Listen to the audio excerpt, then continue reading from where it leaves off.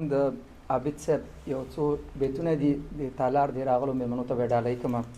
عابد صاحب وایي په لیونو کې دې راغلی نه یم، په لیونو کې دې راغلی نه یم، جانانه زه دومره ښاغلی نه یم. ما د خولګۍ تمه ونه ساتې، زه خو لا دومره نازولی نه یم. د پروګرام په دې برخه کې د صمیم صافي څخه هیله کیږي چې سټیج سرته راشي او تاسو ته یو څو بیتونه واوروي. ښاغلی صمیم صافي.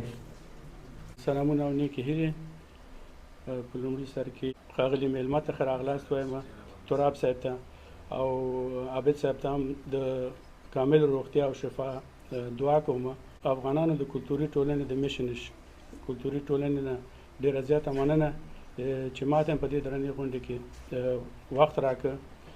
زه خو مخکې نه داسې خاص آمادګي نه لرم، ځکه زه پرون خبر شوم او نه داسې د دې نورو دوستانو خبره چې نه داسې کوم شاعر یم، خو هغه کوم شی چې ما سره پخواني شته دی هغه یو شعر دی را سره تصادفي په دې موبایل کې چې د اخري تحولات چې 3 کاله مخکې په افغانستان کې تقریبا یا 3-4 کاله مخکې راغلي، هغه وخت مې یو شعر لیکلی دی، هغه را سره په موبایل کې و، نو ستاسو ته به وړاندې کړم ستاسو په اجازه. د وطن غږ دی، یعنې افغانستان موږ او تاسو باندې غږ کوي. زه د وطن یم، پر تا حق مې یو احوال دی او خبر شه څه مې حال دی، زما غېږې ته راشه. زما نه مه تښته زړګیه، خفه کېږم، مشکلات ډېر دي د زړه سره، زه پوهېږم او د مخې تښتي د چا زده چې کوم کمال دی، خبر شه څه مې حال دی، زما غېږې ته راشه. کار او ښوونځي ته جونې نورې اجازه نه لري او ملت مو نوره پرمختګ ته اراده نه لري. ته وایې قیامت دی، خلک تښتي غالمغال دی، خبر شه څه مې حال دی، زما غېږې ته راشه. پرېږده چې وتښتي هغه چې ځان افغان نه بولي، ورور ته ورور نه وایي او ما افغانستان نه بولي. ته خو افغان یې، ستا د تېښتې څه مجال دی، خبر شه څه مې حال دی، زما غېږې ته راشه. په دې وطن کې هر وګړی پوره حق لري، حق د تحصیل او حق د کار هر مستحق لري. عدالت ټینګ کړئ، واکدارانو ته مې سوال دی، خبر شه څه مې حال دی، زما غېږې ته راشه. په صداقت چې مې خدمت راته اولاد ونه کړي، بچي مې ټول چې په خپل منځ کې اتحاد ونه کړي، تل به کړېږم، عاقبت زما زوال دی، خبر شه څه مې حال دی، زما غېږې ته راشه.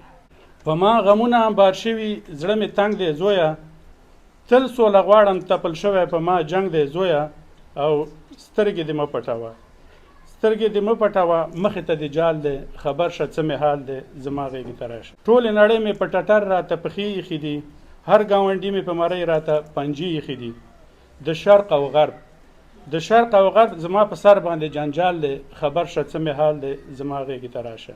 که دې زما دیدن یادیږي نو دلې راشه، د لرې لاپې مه وهه، نږدې راشه او تش په خوله وایې، در نظر مې سر و مال دی، خبر شه څه مې حال دی، زما غېږې ته راشه. زما د خړو خاورو غېږې ته به کله راځې، ځواني چې تېره شوه بوډا شوې، نو بیا څه له راځې، او مټې دې بډ وهه، همدا وخت د وصال دی، خبر شه څه مې حال دی، زما غېږې ته راشه. او زړه دې کړېږي، زه پوهېږم درته ګران یمه، د پلار ټاټوبی زه ستا لوی افغانستان یمه، او زما خدمت در باندې فرض هر مهال دی، خبر شه څه مې حال دی، زما غېږې ته راشه. پردي ملکو کې در په دره